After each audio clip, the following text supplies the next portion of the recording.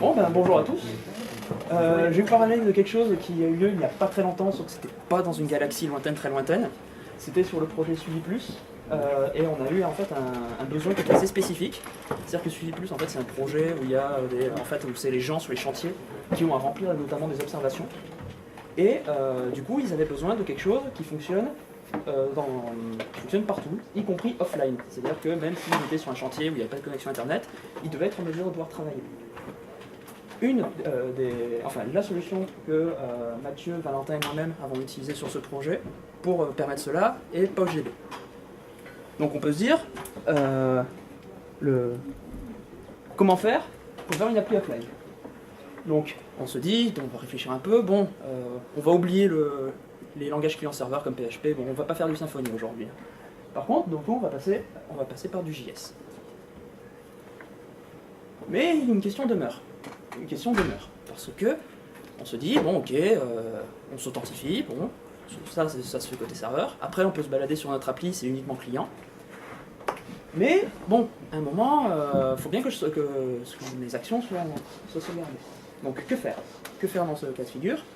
Que faire pour justement, parce que normalement une base de données, c'est souvent sur le serveur, c'est distant. Là, je ne vais pas pouvoir le faire. Il me faut quelque chose en local qui va me permettre de sauvegarder mes données. Et après, j'irai le fait de transférer toutes les modifications que j'ai pu effectuer sur une sorte de base de données centrale. Parce que à un moment, il y a plusieurs utilisateurs, il faut bien que ces utilisateurs mettent leurs données en commun. La solution qu'on a utilisée, notamment, on se dit, tiens, ce serait peut-être une bonne idée d'utiliser CouchDB. Pourquoi CouchDB? Alors CouchDB, c'est une base NoSQL. En fait, on va la requêter via API REST. Donc, c'est-à-dire, je sais pas moi, si on va faire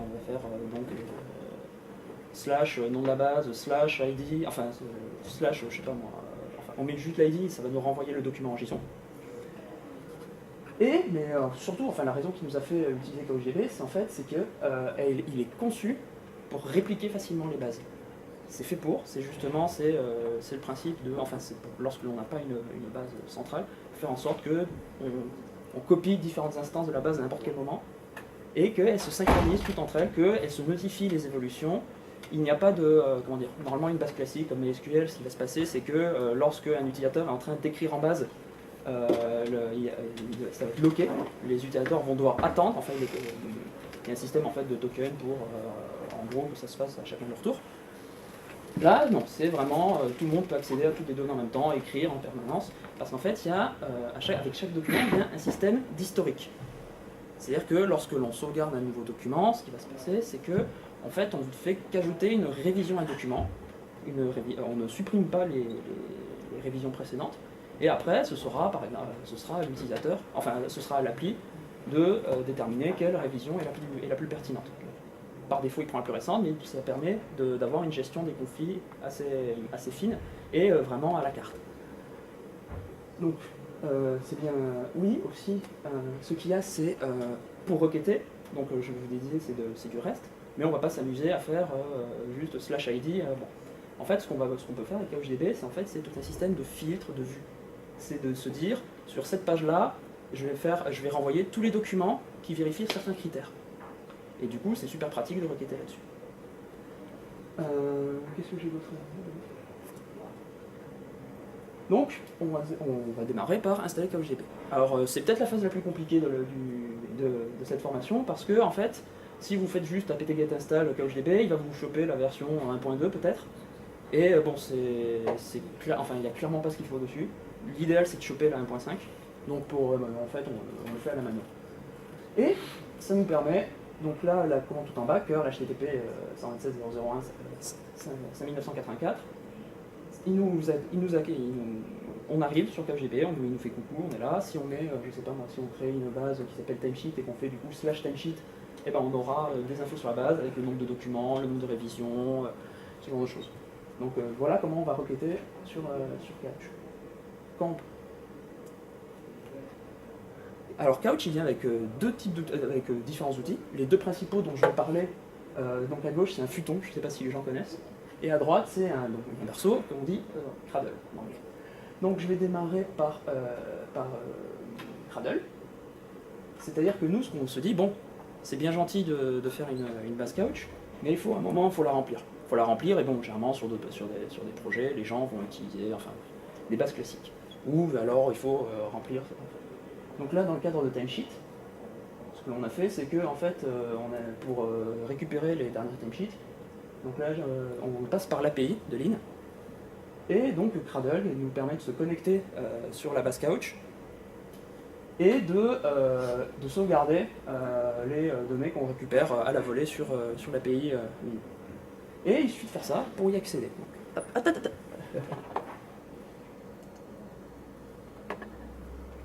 ah oui, non, c'était pas mal ça, le clic est direct. Du coup... Merde, excusez-moi. Ah putain, excusez-moi. Non. Ah ouais, non, d'accord.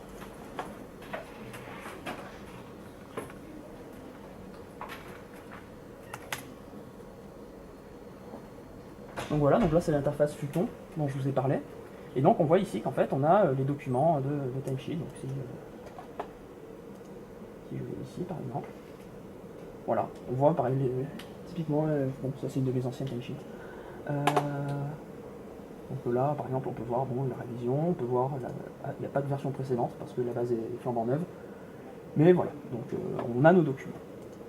On a nos documents, ce que l'on peut faire du coup c'est, donc là on les voit en vrac, ici bon, donc là c'était un des filtres qui est défini, bon, qui n'est pas très pertinent, mais du coup, en fait nous on peut directement se faire nos propres filtres en Coffee pour tester.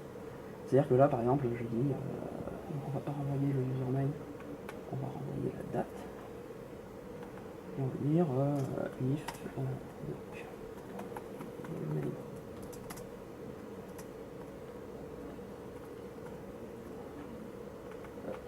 la typo.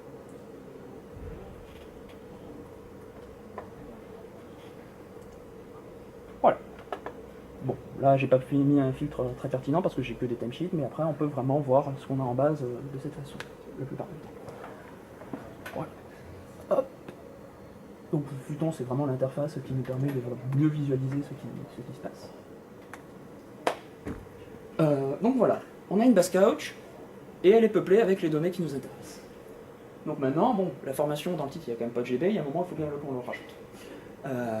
Donc, PostGB, en fait, on va passer par Bower. Donc, je ne sais pas si vous connaissez Bower, normalement oui. Donc, dans Bower JSON, on rajoute PostGB version 2.0.1, qui est assez récente, qui a moins d'un mois. Et c'est parti, on l'a dans November. Donc, nous, comment ça va se passer, en fait? C'est au moment où on se log, bon, le processus de login va se faire sur le serveur. Là, il faut également avoir une connexion Internet. Donc, on requête sur une URL, il va nous authentifier. Sur Timesheet, ce qui se passe, c'est que c'est fait via Google. Et en fait, on va attendre que l'utilisateur soit connecté pour répliquer la base couch sur PouchDB. Donc, on va créer une nouvelle instance de la base et on réplique. Et ça nous permet, du coup, à ce moment-là, d'avoir côté Pouch, en local, dans notre browser, la base de données de couch. L'idéal, en fait, ce qui se passe, c'est qu'avec PouchDB, on reproduit vraiment la structure de couch, donc on va bosser avec Pouch comme on le ferait avec couch. C'est-à-dire que... Donc, on va faire des db.get, db.pod, db.put, pour vraiment accéder ou écrire des nouvelles données, en étant purement en local. Et ce qui va se passer, c'est que, si possible, Pouch et Couch vont en permanence se synchroniser, toutes les 5 minutes, en fait, à faire des réplications continuelles, pour justement être notifié des évolutions qui peuvent être faites ailleurs, et pour que moi, je notifie mes nouvelles évolutions.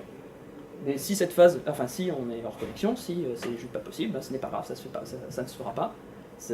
Toutes les modifications qui pourront être apportées se feront lorsque la personne va retrouver une connexion, et lorsque du coup elle sera de nouveau considérée comme authentifiée pour le serveur. Voilà, et donc, dernière étape, au moment de ce logout, on va en faire une dernière réplication pour être certain de ne perdre aucune donnée. Donc le principe c'est ça. Le principe est relativement simple, le principe est simple, Et pour des petites bases de données, c'est juste parfait. C'est-à-dire que sur Suivi+, en début de projet, ça nous a permis d'aller super vite. Vraiment, c'était un bonheur. Par contre, on a eu des petits soucis au fur et à mesure. Par exemple, il y a la gestion, enfin on peut se dire, il y avait la gestion des pièces jointes. Donc il y a des pièces jointes dans Couch qu'on peut synchroniser avec Pouch, donc on dispose en local, mais le souci c'est que des fichiers binaires, ça prend souvent beaucoup plus de place que les documents JSON qui sont juste du simple texte, qui peuvent se synchroniser relativement vite. Donc récupérer les pièces jointes au moment d'une synchronisation, c'est une opération qui est coûteuse en temps, tout simplement. Donc nous, la solution qu'on avait adoptée, c'était en fait de ne pas synchroniser par défaut, de ne pas synchroniser ces pièces jointes, du coup de ne pas les récupérer.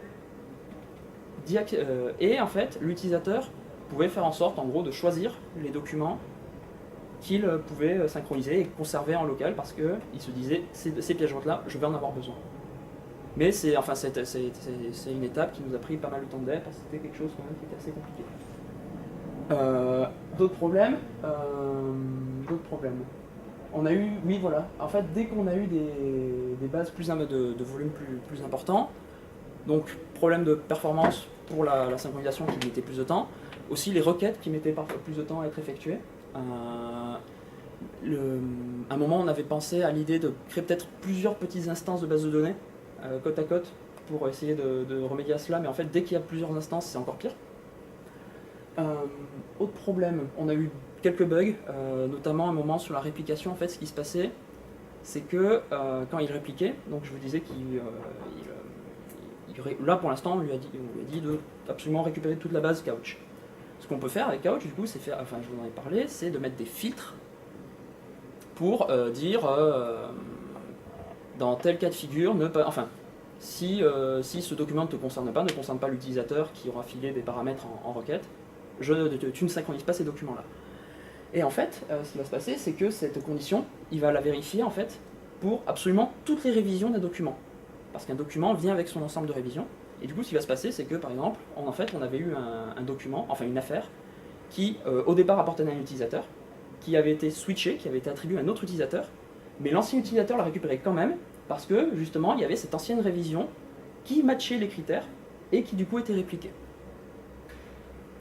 Donc ça, enfin, il faut faire gaffe à ce genre de truc, mais voilà. Vraiment pour s'amuser, pour des petites bases de données, ou quand on n'a que du texte, enfin que des documents, enfin pas de binaire, tout ça, c'est un bonheur. On fait vraiment ce qu'on veut. Ou un modèle, ça. Ou voilà, ouais, là par exemple pour timesheet, j'avais importé que les timesheets, ça m'a pris vraiment assez peu de temps pour faire marcher ça hier. Donc vraiment la récupération. Mais dès qu'on commence à y rentrer un peu dedans, bon, il faut du temps déjà pour comprendre parce que le code n'est pas forcément super bien architecturé. Ça, Marek pourra en témoigner.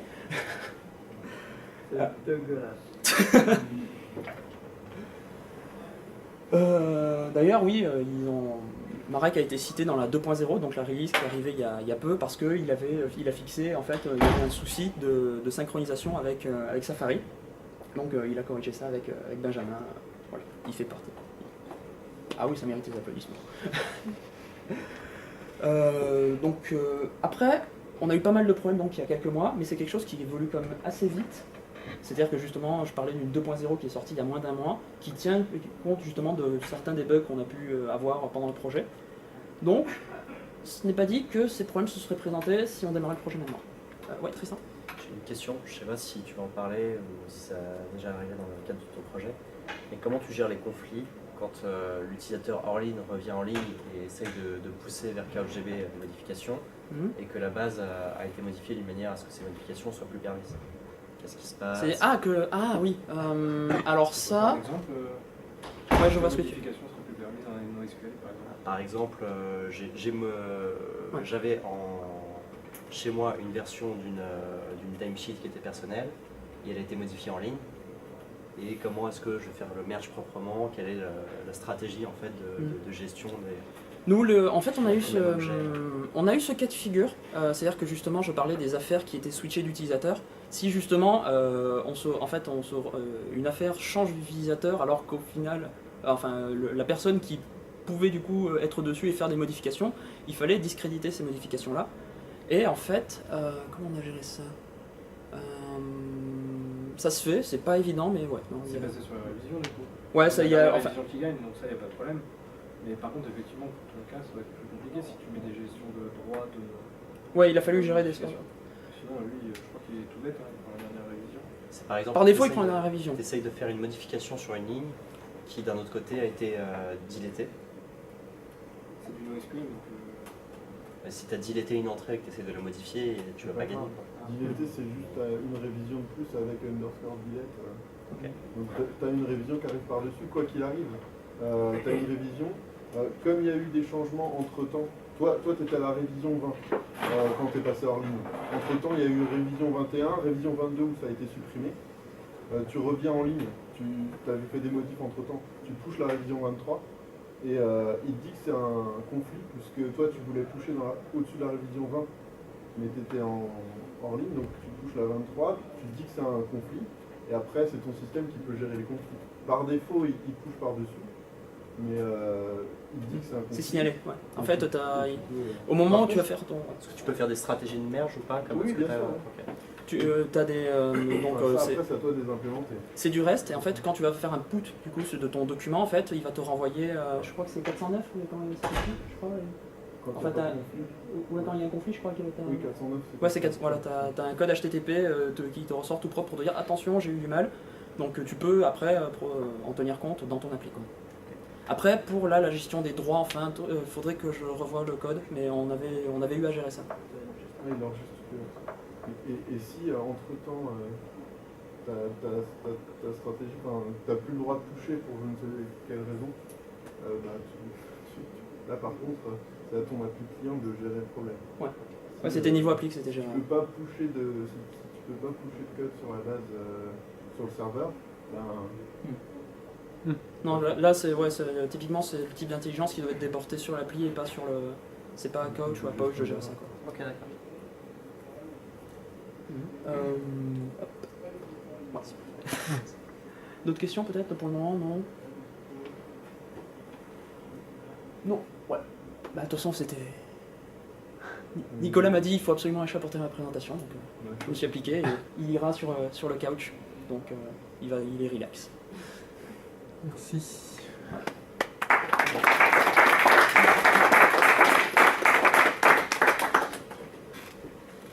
Des questions? Ouais, d'autres questions peut-être? Moi, juste pour apporter une précision, Ouais, vas-y. sur l'installation de Touch, ça a été vachement facilité sur les 13.04. Ouais, et c'est la 1.4 qu'il va chercher en fait. Ouais, mais il y a aussi, enfin, il conseille effectivement sur le site de Coach d'installer directement comme tu as fait, quoi. Ouais. Et sur les dernières versions d'Ubuntu, Mhm.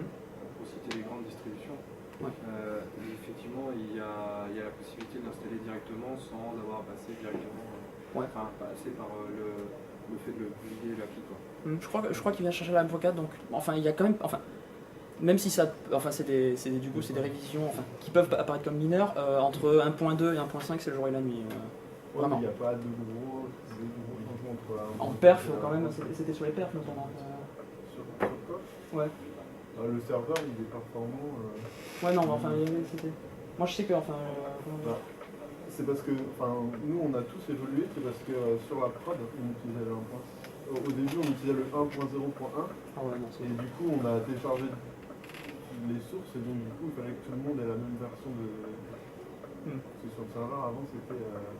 Sur le serveur de prod avant, c'était une version vraiment ancienne. Ouais. Donc c'est pour ça qu'on a fait la mise à jour. D'accord. Et pour citer des distributions vraiment connues, Archinix, c'est direct à 1.5. T'as direct la 1.5 la fini. Rien à faire. Ok.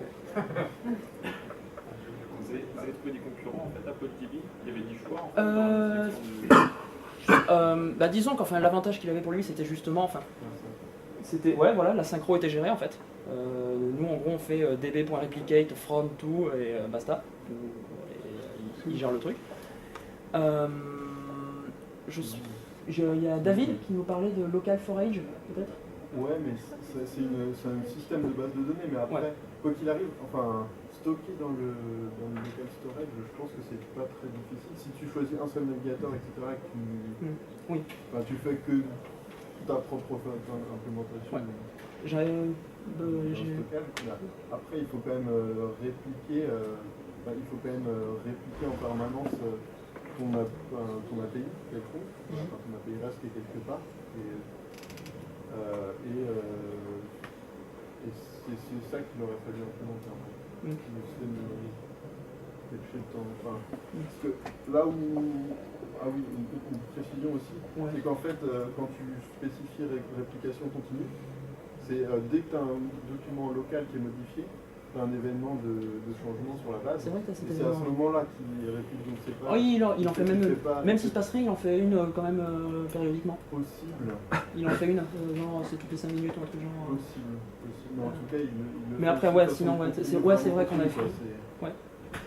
C'est là où c'est agréable, c'est que tu vois, a priori, tu modifies. Si tu es en ligne et que tu as aussi accès à ton serveur, tu fais la modif, tu le vois direct.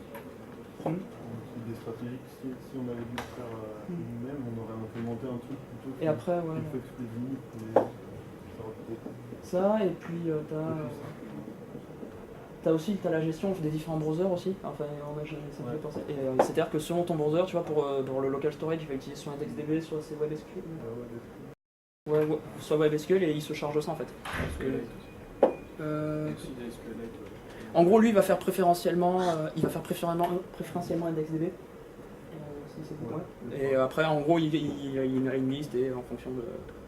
Il fait d'abord IndexDB, puis WebSQL. Enfin, et du coup, c'est pour ça qu'on avait des trucs qui foiraient sur Safari. C'était avec du WebSQL qui.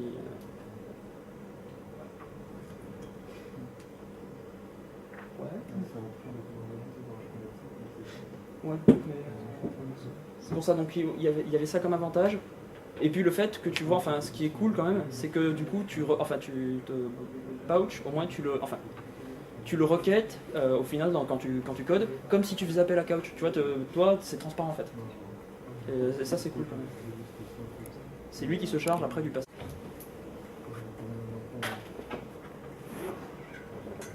Impeccable.